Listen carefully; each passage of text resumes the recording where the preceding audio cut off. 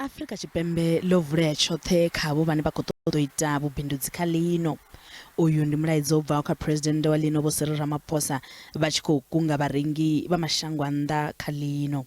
Just as we look to attract investment in mining to grow our economy and create jobs, investors will find South Africa continues to be an attractive destination for miners and associated sectors.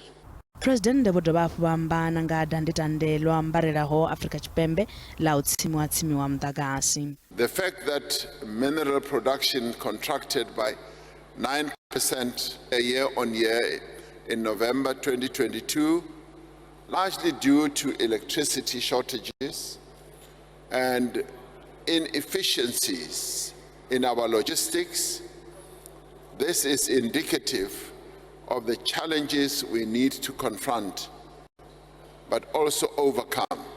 Nga murahu zwenezwo ndiye presidende vha fulufhedzisa uri khaedu dzine dza khou vhangwa nga u tsimiwa mudagasi vhuimangalavha khathihi na zwiporoni dzi ḓo tandululwa nga kha tshumisano na khamphani dza private. The reforms we announced to improve the state of freight and rail are moving ahead.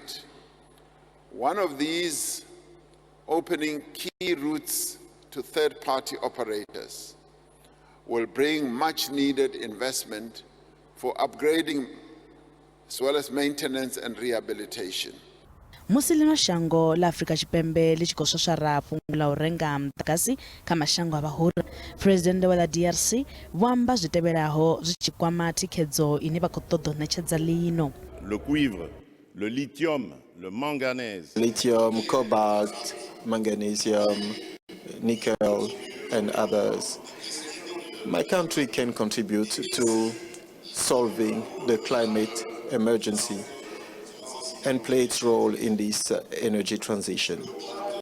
Khuvhangano ya zwo biwa ha migodi ya Mining Indaba i khou ḓo khunyeledzwa nga ḽavhuṋa.